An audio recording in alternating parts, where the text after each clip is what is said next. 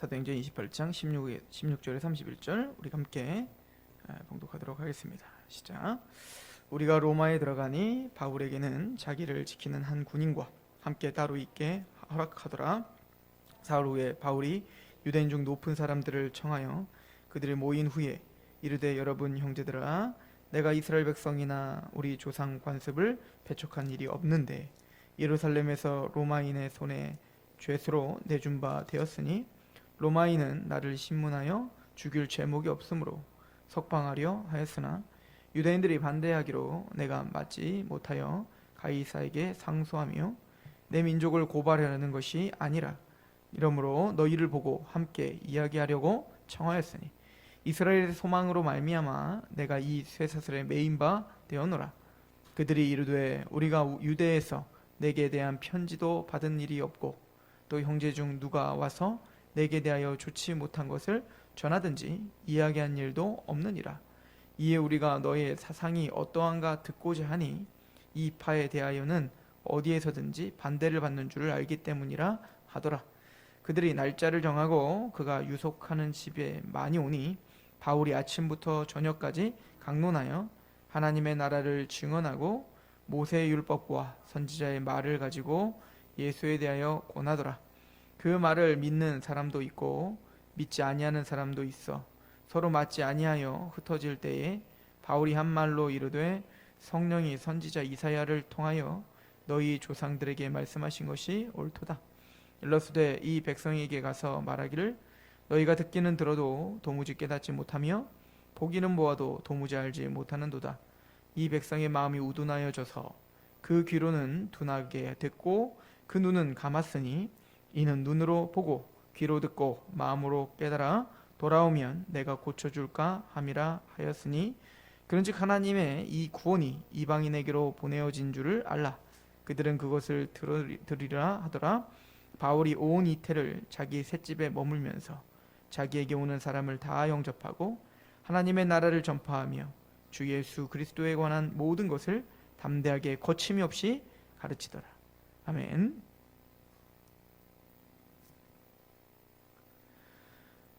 이 사도 바울이 로마에 도착을 했습니다. 로마에 도착을 해서 사실은 참혹한 감옥에 갇힌 것은 아닙니다.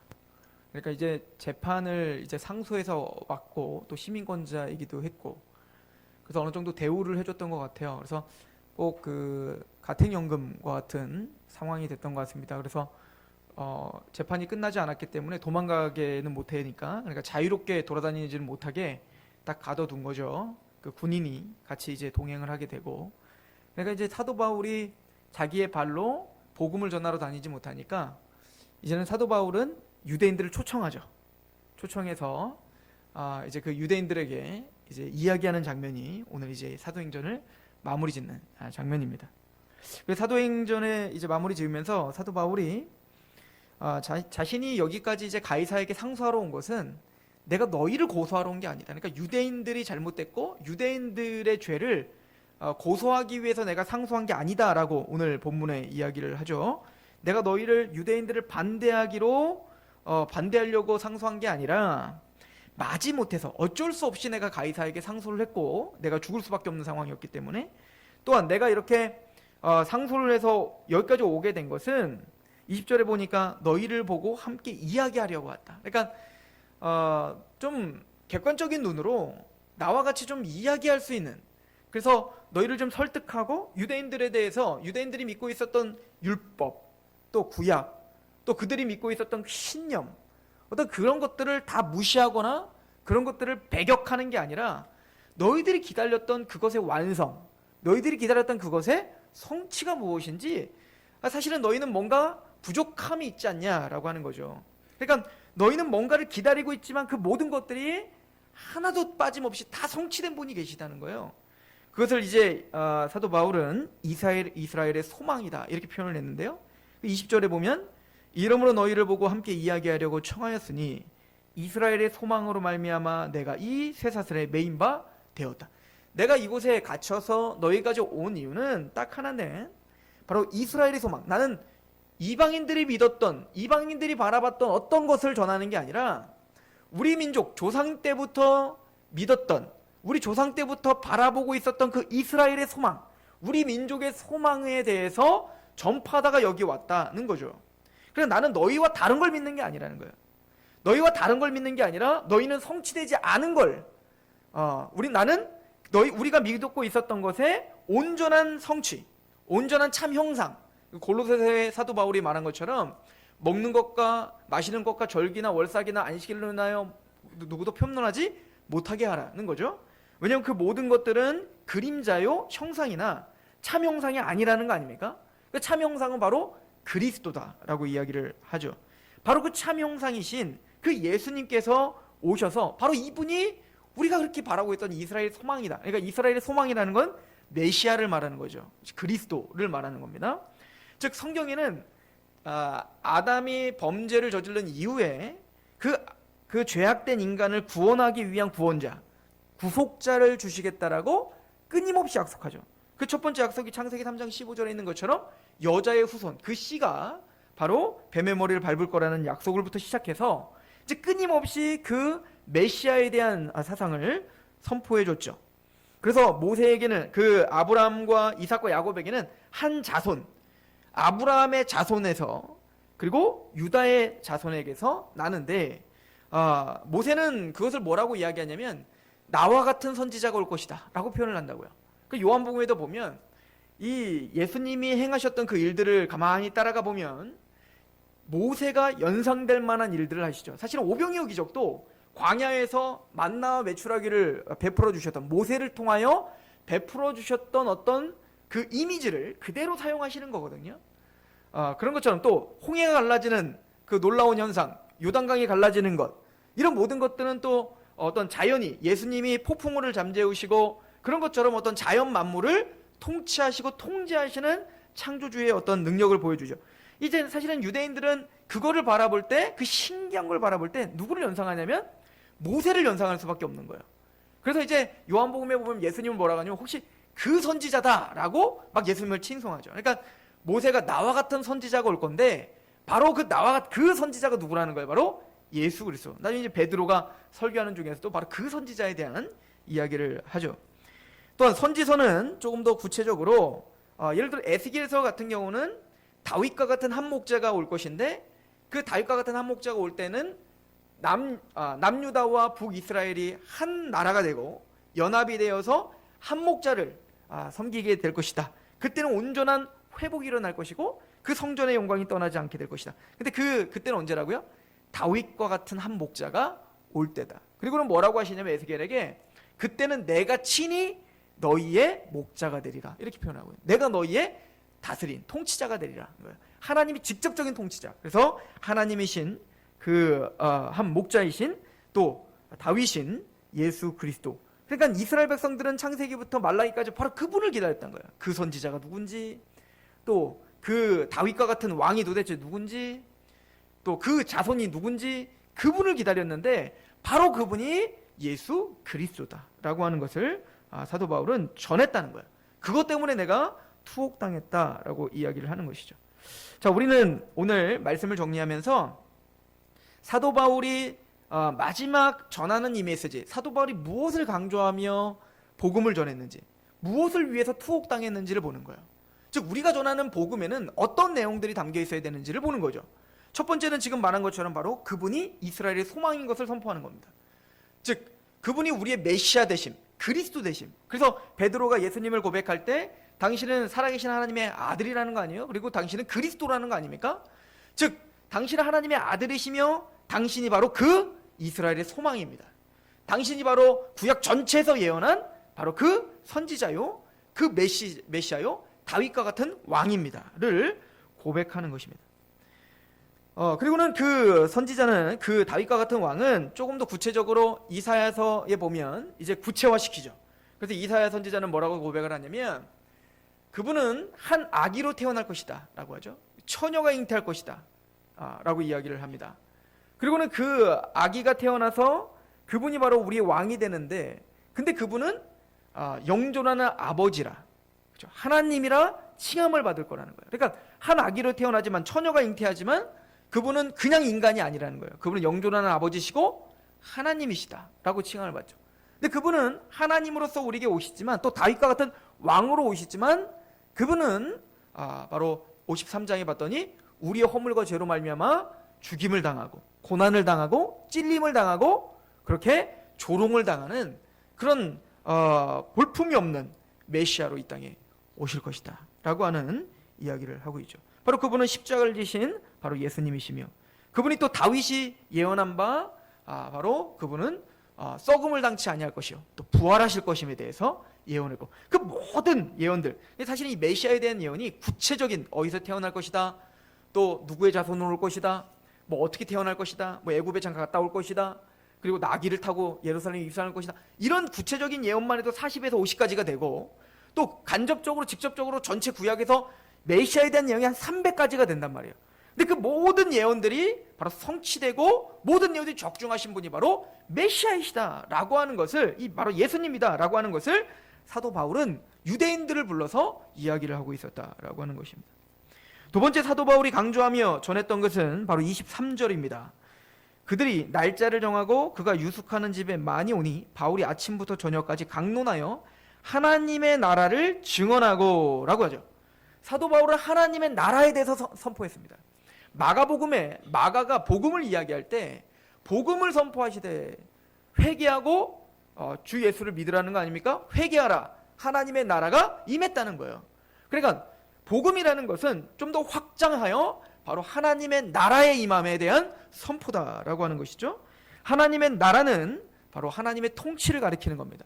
즉 하나님의 통치와 하나님의 왕권이 세워지는 것을 말을 하는 거죠. 이게 어느 정도로 구원받은 사람이 이거에 대한 사로잡힘과 이거에 대한 이해가 있어야 되면 예수님께서 구원받은 사람들에게 기도를 알려주실 때 그 기도의 첫 번째 시작이 뭐예요?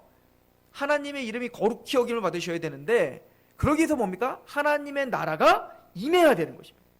이것을 기도하는 겁니다. 매일매일 우리가 갈망하는 것은 하나님의 나라와 하나님의 통치가 온전해지는 걸 고백하는 거예요. 즉 하나님의 나라가 임하는 것입니다. 물론 유대인들도 하나님의 나라가 임하기를 원했습니다. 그죠? 메시아에 대해서도 원했고 즉 근데 그 하나님의 나라를 얘네들은 뭘로 착각을 했냐면 자기 민족과 하나님의 나라를 동일시했어요. 그죠? 이것만큼 사람을 이상하게 만드는 게 없어요. 예를 들어서 중세시대 때 카톨릭이 국교가 되면서 기독교가 이제 국교가 되면서 이 중세시대에 이 중세시대 때 아주 치명적인 아주 약점이 하나 있는데 뭐냐면 기독교 국가를 하나님의 나라와 동일시했다는 겁니다. 그러니까 로마 자체가 하나님 나라라고 착각했던 거예요. 그리고 카톨릭 교회가 보여지는 교회가 하나님 나라라고 착각했던 겁니다. 그러니까 이제 그 파르티아라는 강력한 어떤 그 이민족에 통해서 끊임없이 공격을 당하고 이제 막 로마가 이제 무너질 것 같은 위기 속에 있는 거예요. 그러다가 이제 막 게리만 대이동으로 말미암아 이제 완전히 무너져 버리잖아요, 로마가. 자, 그럴 때 신학자들이 굉장히 고심을 하기 시작한 겁니다. 이런 일은 있을 수 없는 거거든요. 우리는 뭐죠? 하나님을 믿는 민족이고 저기 이방 민족들은 뭐예요? 이방 민족이죠. 우상 숭배자들이잖아요. 뭐 우상이라고 말할 수도 없는 그런 아주 저급한 신을 믿고 있는 저 민족들인데 아니 위대하신 하나님을 섬기고 있는 우리나라가 어떻게 저런 이방 나라에게 먹힘을 당하고 이방 나라에게 부서짐을 당하겠냐 이거예요. 그러니까 이 로마 사람들의 그 로마 중세 시대의 이 착각은 로마라고 하는 나라가 하나님의 나라라고 생각을 했고 카톨릭이 그러니까 교황이 너는 세례교인 그러면 하나님 나라에 입성한 거고 뭐 저기 출교시키면 하나님 나라에서 나가고 이렇게 생각을 했단 말입니다. 그럴 때 어거스틴이 책을 하나 쓰죠. 이게 우리 기독교의 고전이 됩니다. 이게 하나님의 도성이라는 책인데 굉장히 두꺼운데요. 그 책의 내용은 뭐냐면 로마가 하나님 나라 아니라는 거예요. 로마가 무너지고 카톨릭이 무너지고 로마가 무너진다고 하여 하나님 나라가 무너지는 거 아니라는 겁니다. 착각하지 마라. 하나님은 한 나라를 쇠하게도 하시고 흥하게도 하시고 무너뜨리고 부셔버릴 수도 있는 거예요. 이 착각을 했던 나라가 어디죠? 이스라엘인 겁니다. 이스라엘 민족들이 예루살렘 성에서 예루살렘 성전이 있고 우리는 하나님의 택함받은 민족이니까 자신들의 아브라함의 육적인 백성이 하나님 나라라고 착각했던 겁니다. 그렇죠? 하나님 그것을 부셔버리기 위해서 어떻게 해서 정말 예루살렘 부셔버리고 바벨론 끌고 가는 거 아니에요. 이것만큼 바보가 없는 거예요. 하나님의 나라는 어떤 보여지는 것이 아닌 거예요. 그래서 예수님에게 와서 끊임없이 또 물어보죠. 하나님 나라가 도대체 언제 임하냐라고 누가복음에 보면 이야기를 합니다. 그때 예수님께서 하나님 나라가 언제 임합니까? 라고 말할 때 이렇게 대답을 하시죠. 누가복음 17장에 보면 하나님 나라는 볼 수 있는 게 임하는 것이 아니요 또 저기 있다 여기 있다고 못하리니 하나님 나라는 너희 안에 있느니라 라고 이야기합니다. 그러니까 하나님의 나라는 어떤 장소가 아닌 거예요. 하나님 나라는 어떤 보여지는 물질이 아닌 거예요. 하나님의 나라는 어디 있다는 거예요? 너희의 마음 안에 있다 라고 이야기를 하고 있는 거죠. 마태복음에 보면 예수님께서 마태복음 12장에 보면 내가 하나님의 성령을 힘입어 귀신을 쫓아내는 것이면 하나님 나라가 이미 너에게 임했다 라고 이야기하죠. 성령의 힘을 빌어 예수님이 귀신을 정말 쫓아내고 계시다면 이미 하나님 나라가 임했다는 거 아니에요? 사람이 먼저 강한 자를 결박하지 않고서야 어떻게 강한 자의 집에 들어가 그 세간을 강탈하겠니? 라고 예수님 말씀하십니다. 자, 이 얘기는 뭐냐면 예수님이 이 땅에 오셔서 성령의 능력으로 귀신을 내쫓았단 말입니다. 그리고 십자가로 말미암아 또 부활로 사단의 권세를 부셔버렸어요. 이미 예수님이 이 땅에 오실 때 뭐가 임했다는 얘기인 거예요? 하나님의 나라가 이미 임했다. 그리고 이 이야기를 하신 후에 나중에 예수님이 그래서 하나님의 나라는 여기 있다 저기 있다가 아니라 너희 마음 안에 있다 라고 이야기하는 거죠. 사도 바울이 말하잖아요. 로마서 14장 17절에 여러분들이 잘 아는 말씀을 하잖아요. 하나님의 나라는 먹는 것과 마시는 것에 있는 것이 아니라 성령 안에서 의와 평강과 희락. 그러니까 너희 안에 하나님 나라가 있다는 얘기가 뭐죠? 우리는 저 어디 멀리 있는 하나님의 나라를 갈망하는 게 아니라 이미 우리 안에 임한 하나님의 나라를 이미 누리고 있는 사람들이라는 거예요. 그럼 하나님 나라가 임한 사람의 특징이 있다면 뭐죠? 의와 평강과 희락이에요. 하나님의 의가 우리에게 임하였고 또 하나님께 평강한 하나님과 우리가 화해하여 평화가 맺어지고 그리고 세상이 줄 수 없는 기쁨이 누려지는 것. 그래서 이 기쁨을 뭐라고 이야기하냐면 예수님이 천국은 마치 돌짝밭에서 보화를 발견한 자의 마음과 같다라고 표현한 겁니다. 그러니까 하나님의 나라는 뭔가 힘과 권세와 돈으로 우리에게 오는 게 아니라 뭔가 막 개가천선해 갖고 우리가 막 예수님 믿으면 뭔가 새로운 사회, 그러니까 기독교 국가를 만들려고 하는 그런 도움에서, 그래서 하나님의 나라는 각 사람들의 마음 안에 임하는 것입니다. 그 마음 안에 예수 그리스도를 통해서 사단이 정복이 당하고 이제는 시간이 가면 갈수록 하나님께 복종하고 하나님의 율례가 사랑스러워지고 하나님을 갈망하는 상태가 되는 상태, 그 마음과 세상이 줄 수 있는 기쁨을 가지고 있는 상태, 이게 바로 하나님의 나라다. 그러니까 사도 바울은 하나님의 나라에 대해서 유대인들에게 이야기했던 겁니다. 왜냐하면 유대인들은 끊임없이 다윗이 오셔서 이 나라가 하나님 나라가 될 것이고 또 이 나라가 나중에 세계를 다 열강을 지배하는 민족이 될 것이고 막 그런 하나님 나라를 생각했단 말입니다. 사도 바울은 그게 하나님 나라가 아니라는 걸 설명했다는 거예요. 하나님의 나라는 이미 너희 마음 안에 있고 예수님을 믿으면 이미 하나님이 너희를 통치하고 있다는 거예요. 그래서 우리가 초과에 살든 기아에 살든 궁궐에 살든 하나님이 통치하시는 곳이 하나님의 나라이다 라고 이야기하고, 이게 바로 이미 이루어진 하나님의 나라입니다. 그러나 이 이미 이루어진 하나님의 나라는 완성되지 않았습니다. 이제 온전히 완성될 나라가 올 거예요. 그 나라가 뭐죠? 이제 새 하늘과 새 땅입니다. 새 예루살렘을 예수님은 가지고 오실 것입니다. 바로 이 사도 바울은 하나님의 통치인 하나님의 나라를, 하나님의 왕권을 선포했다는 것입니다. 그리고 그 하나님의 나라의 중심에 누가 있죠? 왕이 있죠. 그 왕은 누굽니까? 다윗입니다. 바로 예수 그리스도가 우리의 왕이고 우리의 주님이며 그리스도이심을 선포하고 있는 것입니다. 그리고는 사도 바울은 세 번째 이걸 전했죠. 이걸 강조했어요. 하나님 나라를 증언하고 23절에 보면 모세의 율법과 선지자의 말을 가지고 예수에 대하여 번하였다. 우리 교회에서 또 성경 공부를 통해 또 말씀을 통해 끊임없이 강조하는 게 있어요. 뭐냐면 모든 성경은 예수 그리스도를 이야기한다는 거예요. 사도 바울은 한마디 한마디를 할 때 말씀을 근거로 이야기했다는 것을 이야기하고 있는 겁니다. 사도 바울은 선지자의 글들과 모세의 글, 즉 모세의 글은 모세의 율법, 선지자의 글은 그 나머지 이제는 선지서와 역사서까지 다 포함한 그런 거죠. 즉 그 모든 구약을 가지고 하나님의 나라 또 예수 그리스도를 밝히 증언했다라고 하는 거예요.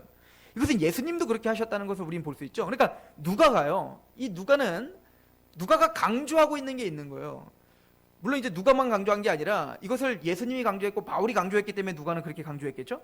그래서 누가복음을 마칠 때 생각해 보십시오. 누가복음을 마칠 때 어떻게 끝마쳤죠? 예수님이 부활하셔서 제자들을 모아놓고 이야기를 하십니다. 근데 뭐라고 이야기해요? 그때까지는 이 제자들이 어때요? 막 겁나가지고 막 벌벌벌 두려워하고 있을 때 아닙니까? 근데 예수님이 50일 동안 그들을 데려다 놓고 하나님 나라에 대해서 가르쳐줬다는 거 아니에요? 부활하신 예수님께서. 그때 핵심은 뭐였냐면 누가복음 24장에 보면 주께서 말씀을 하시는데 모세의 율법과 선지자의 글과 시편을 가리켜 나를 가리켜 기록된 모든 것이 이루어져야 할 말이 이루어졌는데 바로 성경대로 내가 십자가에 죽었다가 성경대로 내가 다시 살아나서 이제는 구원 얻는 그 회개가 그 생명 얻는 회개가 이제 예루살렘으로 시작하여 땅끝까지 이르게 될 것이란다. 이것을 어디에 선포했다는 거예요? 구약 전체에 이야기했다는 것이죠. 우리는 그래서 구약과 신약, 이젠 신약까지 다 해서 성경을 통해서 부지런히 그래서 예수님을 연구하는 거예요.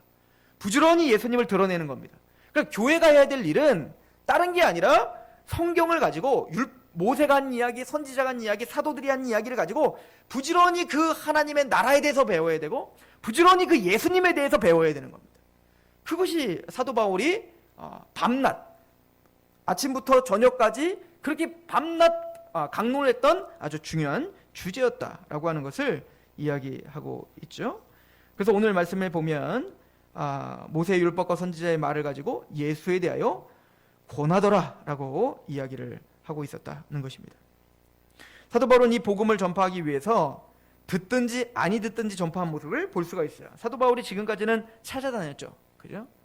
나는 다른 사람이 세워놓은 그 집 위에 집을 세우지 않는다. 그래서 복음이 전파되지 않은 곳을 사도 바울은 끊임없이 찾아다녔어요. 그래서 사도 바울은 사실은 목회자는 아니었죠.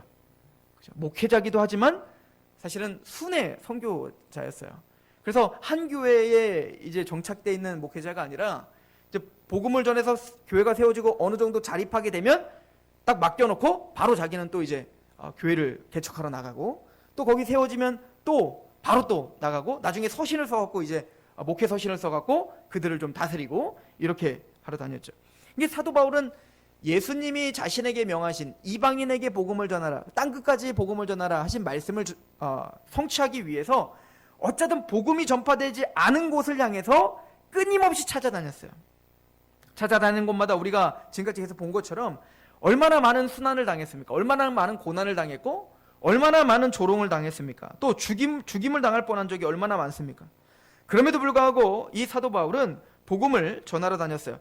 그러다가 잡혔어요. 그래서 로마의 감옥에 지금 갇혀 있는 거 아니에요? 물론 그렇게 막 꼭 감옥은 아니지만 어떤 셋집에 그냥 새빵살이처럼 그렇게 집을 하나 얻어서 이제 그 가둬놓은 거죠. 자, 이제 돌아다닐 수는 없는 거예요, 대신. 그러니까 이 사도 바울은 어떻게 하죠? 초청하는 거예요. 내가 갈 수 있으면 가고 내가 못 가면 어떻게 되죠? 초청하고. 감옥에 갇히면 간수들한테 전하고. 그러니까 사도 바울은 어디에 있건 뭡니까? 어디에 있건 누구와 있건 복음을 전하는 일에 최선을 다했다라고 하는 것입니다. 이게 하나님의 백성들의 특징이에요. 그 에스겔서에 보면 에스겔이 이제 부름받는 장면에 보면 하나님이 에스겔을 부르면서 말을 하죠. 내가 너에게 보낼 네가 가야 될 그 사람들은 바로 유대인들이다는 거예요. 근데 그 사람들은 네 말을 듣지 않을 것이다. 그들은 화석처럼 머리가 굳었다는 거예요. 그들은 패역했고 그들은 듣지 않을 것이다 라고 이야기를 합니다. 그러나 에스겔에게 말하기를 그러나 그들이 듣던 아니 듣던 너는 전파하라는 거예요. 그리고는 하나님께서는 에스겔에게 파수꾼에 대한 이야기를 합니다. 파수꾼은 듣던 아니 듣건 어떻게 하는 거예요? 사명은 전하는 것입니다. 적군이 오면 적군이 옵니다 라고 이야기해 주는 게 파수꾼의 사명이에요. 그 적군을 막냐 못 막냐는 파수꾼의 사명이 아니라 그 다음부터는 다음 병사들이 행하는 일이란 말입니다. 마찬가지로 사도 바울은 바로 그런 빚진 자의 마음으로 복음을 전했고 또 복음을 전한 이후에 이 사람이 믿고 안 믿고는 사도 바울이 관여하지 않았어요. 그래서 하나님이 하시는 거라고 믿었던 겁니다. 사도 바울은 단지 나에게 오늘 만난 그 사람을 소중히 여겼고 그 사람에게 최선을 다해서 복음을 전했던 겁니다. 그리고 그 사람이 안 믿으면 어떻게 했을까요? 하나님의 주권인 줄 알고 과감하게 돌아섰어요. 그리고 또 복음을 듣는 사람들을 찾아다녔던 것입니다. 그래서 오늘 말씀을 보면 이제 그런 이야기가 나옵니다. 우리 24절을 보면요, 이제 사도 바울이 구약 성경을 가지고 하나님의 나라 예수님에 대해서 선포를 하니까 24절에 그 말을 믿는 사람도 있고 믿지 아니하는 사람도 있어요. 사도 바울이 전에도요, 믿는 사람도 있고 안 믿는 사람도 있어요. 근데 대부분 안 믿는 사람들이 더 많아요, 사도 바울도. 그러니까 그렇게 죽임을 당하려고 하죠. 아무리 선포해도 안 믿는 무리들이 훨씬 많은 겁니다. 그러니까 낙마하지 마세요. 우리가 실력이 없어서가 아닙니다. 원래 그런 거예요. 그런데 둘로 반드시 나눠집니다. 복음을 전하면 믿는 사람도 있고 믿지 아니하는 사람도 있는데요, 그 다음 구절이 저에게는 참 의미가 있어요. 25절에 보면 서로 맞지 아니하여 흩어질 때에 서로 맞지 않게 됩니다. 그 복음을 알아듣는 사람과 그 복음을 듣지 않는 사람들은 서로 맞지 않아 다투게 돼요. 그리고 떠나게 됩니다. 서로, 아니 지금까지는 막 사이가 좋았는데 복음을 듣고 난 다음에 뭡니까? 복음을 받아들인 사람과 복음을 믿지 않는 사람들이 있어. 그런데 둘은 뭡니까? 상극이 돼버려. 말이 통하지 않아. 그러니까 어떻게 해요? 떠나버리더라. 서로 갈 길 가는 거예요. 제 갈 길을 가더라 라고 성경은 가르쳐주고 있습니다. 복음은 모든 사람들을 다 충족할 수 있는 것이 아닙니다. 복음은 모든 사람들의 마음을 다 평화를 주고 모든 사람에게 사랑을 주고 모든 사람을 기쁘게 해줄 수 있는 것이 아닙니다. 대부분의 사람들에게는 그 복음의 메시지는 기분 나쁘게 하는 것이고 대부분의 사람들에게는 그 복음의 메시지는 다 화가 나게 만드는 거예요. 그러나 택함받은 하나님의 백성들에게 그 복음은 달콤한 것이고 그 복음은 우리에게 기쁨이 되는 것이고 우리에게 능력이 되는 것이에요. 성경은 항상 복음이라는 것은 정확하게 둘로 나눠지고 있음을 보여주고 있습니다. 사도 바울은 똑같은 복음을 전하고 있는데 한 사람에겐 거리끼는 것이 되지만 한 사람에겐 그 사람에겐 반석이 되더라는 거 아니에요? 이 베드로 사도도 하는 얘기잖아요. 너희는 왕같은 제사장이들이라 라고 이야기하면서 저들은 그 예수 그리스도가 부딪히는 돌이 됐다. 그러나 너희는 그 예수 그리스도가 반석이 되었다라고 이야기를 하시죠. 예수님도 우리에게 동일한 이야기를 하셨습니다. 요한복음 6장에 보시면 6장 38절에 보면 나는 내 뜻을 이루려 온 게 아니라 아버지의 뜻을 이루러 왔다라고 이야기를 합니다. 그 뜻이라는 것은 내게 주신 자 중에서 내가 하나도 잃어버리지 아니하고 마지막 날에 다시 살리는 이것이다. 즉 하나님은 나에게 보내주시고 나에게 맡겨주신 영혼이 있다는 거예요. 그러니까 예수님 아무나 구원시키는 게 아니라 아버지께서 나에게 맡겨주신 영혼을 한 영혼도 잃어버리지 않는 것이 내 뜻이다. 아버지의 뜻이다. 이것을 이루러 왔다는 거 아니에요? 그리고는 요한복음 10장에 나는 선한 목자다. 나는 양의 목자다 라고 이야기를 합니다. 그리고는 10장 2절부터 말합니다. 난 양의 목자라. 양은 그 음성을 듣나니 그가 자기 양의 이름을 각각 불러 인도하여 내느니라. 지금 그 상황, 시대적 상황이 뭐냐면 그 당시에는 이제 막 일이 바빠갖고 왜 양들을 이제 자기가 못 치는 사람들이 많잖아요. 뭐 양은 많이 있는데 그걸 다 못 칠 때 그때 어떻게 하냐면 이제 목동을 시켜갖고 어떻게 하냐면 목동이 양을 쭉 몰고 와서 이제는 여러 그 그룹들이 그 주인들이 이제 그 양을 맡겨놓는 거예요. 그러니까 큰 우리 마을에 한 큰 우리를 하나 만들어놔요. 그러니까 우리 양들을 이제 일하는 동안에 풀 뜯어먹고 뭐 이렇게 노르려고 그 목장에다가 집어넣는 거예요. 그러면은 우리 양만 있는 게 아니라 김씨네 양, 기씨네 양 다 모여 있는 거잖아요. 그 동네 양들이 싹 모여 있는 거란 말이에요. 그리고 울타리를 친 거예요. 그리고 해가 이제 질쯤 집에 데리고 갈 때는 이제 주인이 와서 우리 양을 찾아가는 거예요. 근데 이게 우리 양인지 어쩐지 이거 알 필요가 없어요. 양들은 목자의 음성을 듣는 겁니다. 그래서 어떻게 하냐면 양의 이름을 불러요. 야, 내가 주인 왔다. 그럼 그 주인의 목소리를 듣고 갑자기 막 움직이는 양들이 생겨. 그리고 갑자기 우르르 모여서 그 주인에게로 오는 겁니다. 그리고는 그렇게 양을 모이면 예수님 뭐라고 하냐면 그렇게 나온 양을 이제 목자가 인도하니 양들은 그 목자를 따라 가더라. 이 이야기하는 거예요. 이게 지금 그 당시에 이제 양을 치던 방법이었단 말이에요. 마찬가지예요. 이게 하나님의 양인지 이게 사탄의 양인지 이게 뭔지 우리는 모르는 거예요. 그런데 그걸 어떻게 구분하냐면 주님의 음성을 듣는 거예요. 하나님의 복음으로 우리를 부를 때 하나님의 양은 그 음성을 듣습니다. 그리고는 어디선가 우르르 모여 나오는 겁니다. 나와서 이제는 교회를 만들어 이제 하나님의 양의 그룹이 딱 모여지면 예수님이 가라는 대로 같이 따라가는 양들. 이게 뭐예요? 양인 거예요. 마찬가지로 그렇게 복음은 우리를 부르되 이 사람이 진짜 하나님의 사람인가 아닌가를 구별하는 능력이 복음인 거예요. 우리 그 데살로니가 우리 후서를 잠깐 한번 보시겠습니까? 데살로니가 후서 2장입니다. 13절부터 볼게요. 주께서 사랑하시는 형제들아, 우리가 항상 너희에 관하여 마땅히 하나님께 감사할 것은 하나님이 처음부터 너희를 택하사 성령의 거룩하게 하심과 진리를 믿음으로 구원을 받게 하심이니. 사도 바울이 뭐라고 하죠? 내가 너희를 생각할 때 너무 감사한 것은 하나님이 처음부터 너희를 어떻게 했다는 거예요? 택하셨다는 거예요. 너희를 택하사 성령의 거룩하심과 진리를 믿음으로 구원을 받게 하려 하심이니. 14절 같이 읽어봅시다. 시작. 이를 위하여 우리의 복음으로 너희를 부르사 우리 주 예수 그리스도의 영광을 얻게 하려 하심이니라 라고 말하죠. 우리를 뭘로 부르셨대요? 복음으로 부르신 겁니다. 사도 바울이 복음을 전했을 때 하나님의 양, 주님의 양, 하나님이 선택한 양들은 그 복음에 마음이 열려 그 복음에 감격하고 그 복음으로 앞으로 나오는 사람들이 생기기 시작합니다. 사도행전은 그 이야기를 계속해서 이야기하죠. 누가는 이거에 굉장히 관심이 많아요. 그래서 누가복음 24장에 봐도 예수님이 마지막 제자들에게 나타나셔 할 때 엠마오로 가던 그 두 제자, 사실 그 두 제자는 예수님의 부활도 믿지 않았어요. 예수님 부활했다는 소식을 들었는데도 불구하고 이 두 제자는 믿지 않았대요. 12제자 중에 2명이에요.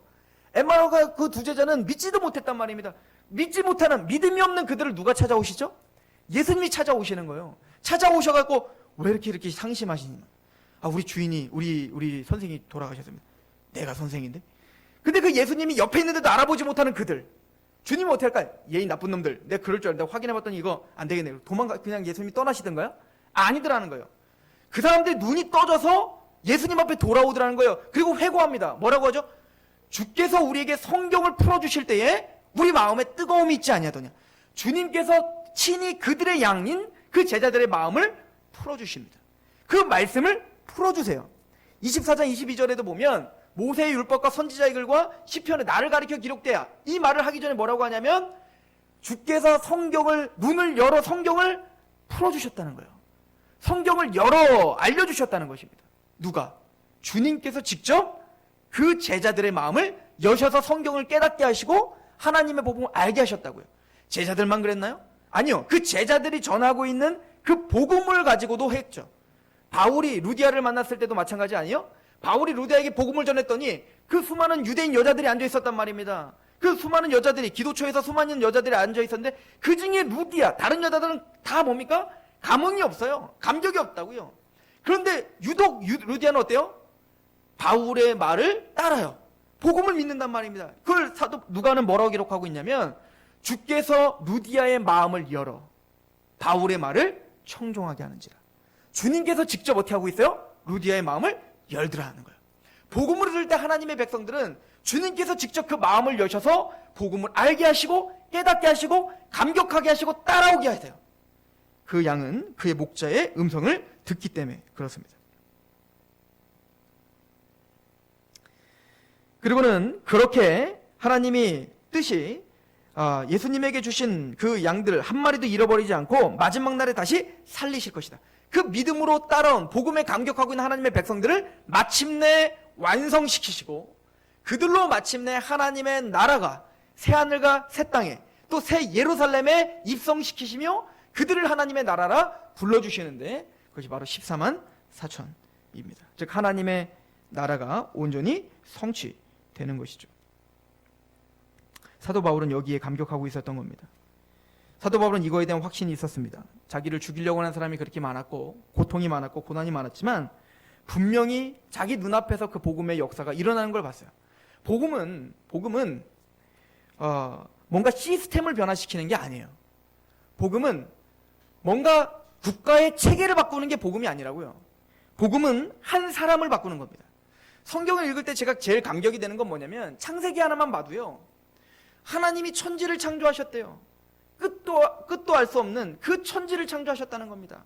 우린 머리카락 하나 만들 수도 없는데, 우린 피 한 방울 만들 수가 없는데 하나님 우리가 아직도 알지 못하는 모든 세계조차 하나님이 다 창조하셨다는 겁니다. 그런데 그 하나님이 천지를 창조하셨는데 그 창조자여 우주의 왕이신 그분을 인간은 배역하고 또 인간은 그 하나님 앞에 모든 악독을 또 모든 악함을 보이며 대적했습니다. 그런데 하나님은 바벨탑을 쌓고 하나님을 대적했던 그 인간들, 흩어져 있는 그 인간들에게 한 왕을 찾아가는 것도 아니고 한 나라를 찾아가는 것도 아니고 아브라함 한 사람을 찾아간다고요. 이름도 없는 한 사람을 찾아간다고요. 그리고는 그의 인생을 인도하시더라는 겁니다. 그리고는 그 귀중한 그 성경의 그 모든 내용들을 한 사람에게 열정을 또 한 사람에게 열심을 품고 끊임없이 얼려고 달래고 마침내 하나님의 백성으로 만들어가는 과정을 보여주신단 말이에요. 이게 우리에게 은혜인 거예요. 다윗이 그 은혜 가운데 있었던 거 아닙니까?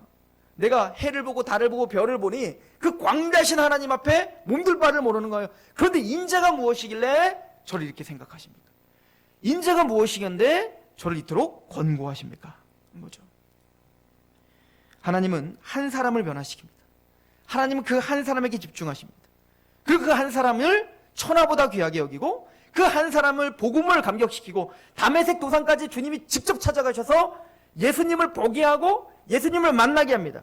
그리고 그 한 사람을 통하여 빌립보에, 고린도에, 에베소에, 로마에 가는 곳마다 하나님의 사람이 모이게 합니다. 그리고 하나님의 사람들이 모이는 사람들이 또 한 사람이 되어 또 가는 곳마다 가정에서, 직장에서, 그 어떤 곳에서나 하나님의 나라가 누룩처럼 번져가기 시작합니다. 이게 하나님의 나라라고 이야기를 하죠. 마가복음 4장에는 예수님의 비유가 4가지로 연속해서 나옵니다. 첫 번째는 씨 뿌린 자의 비유예요. 하나님의 복음이 떨어집니다. 그런데 그 떨어진 그 씨는, 그 복음은 이제는 좋은 밭에 떨어진 그 씨앗은 30배, 60배, 100배의 열매를 맺게 됩니다. 그렇게 하나님의 씨 뿌림을 받아 좋은 열매를 맺는 하나님의 백성 한 사람이 세워지면 이제 그 하나님의 백성은 등경 위에 등불이 되어서 이제는 비추는 사람이 되는 거예요. 빛이 되는 사람이 되죠. 그리고는 스스로 자라는 씨에 대한 비유를 합니다. 그게 뭐죠? 씨를 뿌렸는데 자고 왔더니 나는 뭐 한 게 없어. 그냥 씨를 뿌렸을 뿐인데 씨가 스스로 자랐다는 거예요. 이게 뭐죠? 우리는 빛을 비출 뿐인 거예요. 복음을 전할 뿐입니다. 사도 바울이 이 사람이 듣든지 아니 듣든지 때를 얻든지 못 얻든지 복음을 전할 뿐인데 하나님께서 스스로 자라나게 하시더라는 거죠. 그리고는 4번째 비유가 겨자씨 비유예요. 우리는 겨자씨처럼 정말 보잘것없는 씨를 하나 심었을 뿐인데 우리가 보기엔 보잘것없는 거 같지만 그 씨가 자라 큰 나무를 이루어 거기에 온갖 새들이 와서 깃들여 안식을 얻게 되더라는 것이죠. 하나님의 나라는 바로 우리가 보잘것없어 보이는 그곳에서 일을 하시더라는 거예요. 우리는 지금 사도 바울이 위대한 사도 그리고 어마어마하게 크신 사도 막 이렇게 우리가 생각하는데 사도 바울과 동일한 시대에 살았다면 사도 바울은 정말 아무것도 아닌 것처럼 보였을 겁니다. 돈도 없고 명예도 없고 그렇다고 해서 학식은 많이 있지만 학식이 많이 있는 것처럼 보이지도 않고 또 몸은 약하고 생긴 것도 못생겼고 여러 가지로 아무것도 흠모할 것이 없는 그 사도 바울.